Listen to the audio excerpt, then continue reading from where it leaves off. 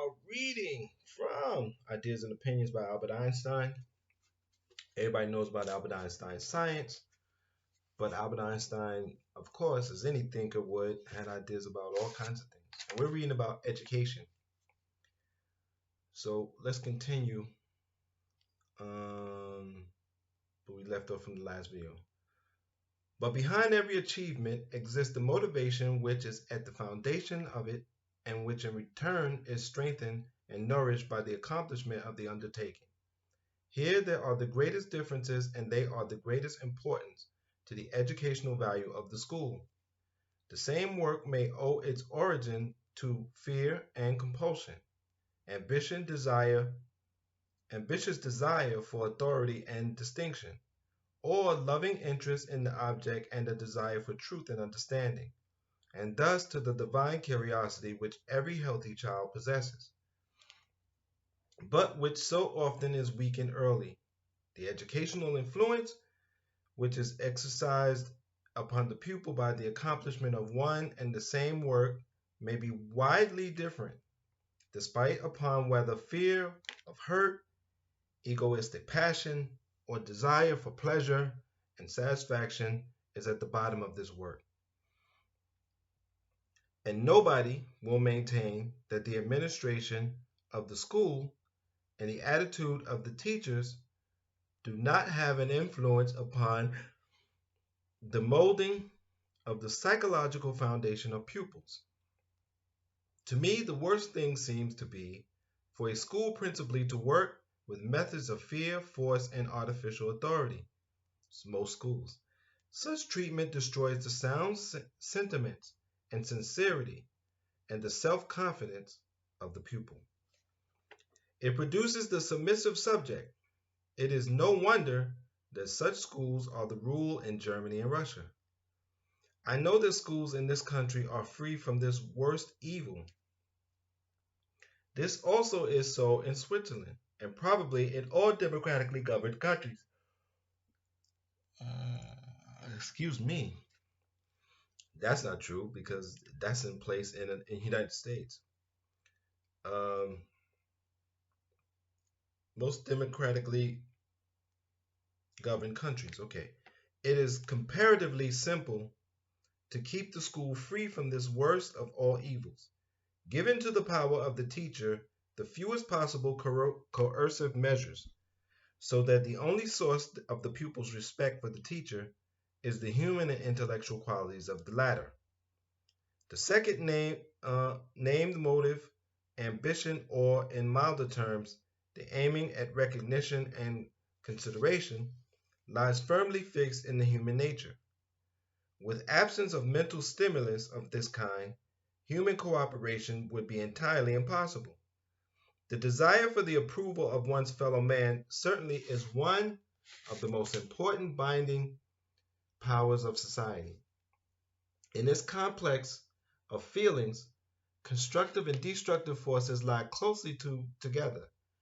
Desire for approval and recognition is a healthy motive, but the desire to be acknowledged as better, stronger, or more intelligent than a fellow being or fellow scholar easily leads to an excessively egoistic psychological adjustment, which may become injurious for the individual and for the community.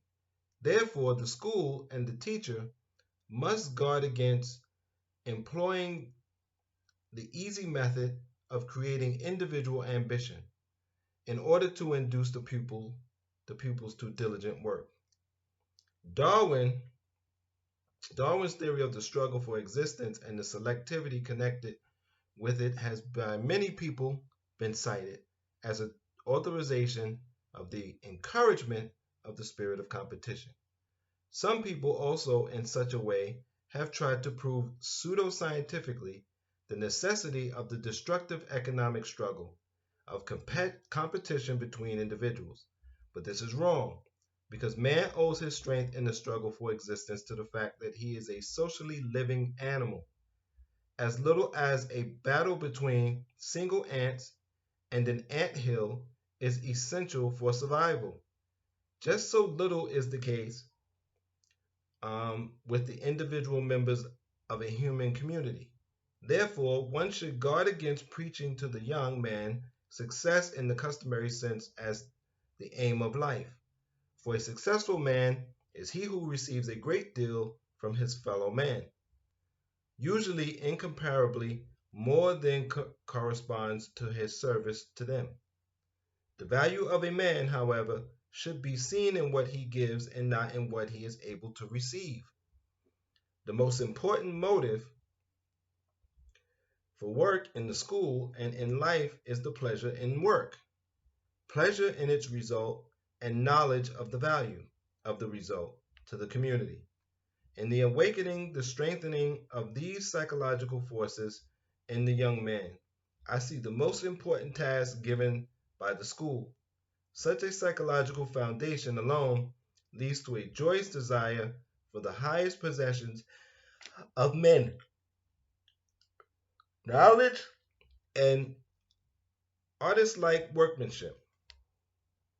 The awakening of these productive psychological powers is certainly less easy than the practice of force or the awakening of individual ambition, but is the more valuable for it. The point is to develop the childlike inclination for play and the childlike desire for recognition, and to guide the child over to important fields for society. It is that education which, in the main, is founded upon the desire for successful activity and acknowledgement. If the school succeeds in working successfully from such a point of view, it will be highly honored by the rising generation, and the task given by the school will be submitted to as a sort of gift. I have known children who preferred school time to vacation. Remember how excited you were to learn when you were young. And then somewhere around third or fourth grade, it tapers off. What happened? All of us need to go back and look at what happened. Um, I thank you for your support. Until next time, take care of your mind, take care of your body, and be safe.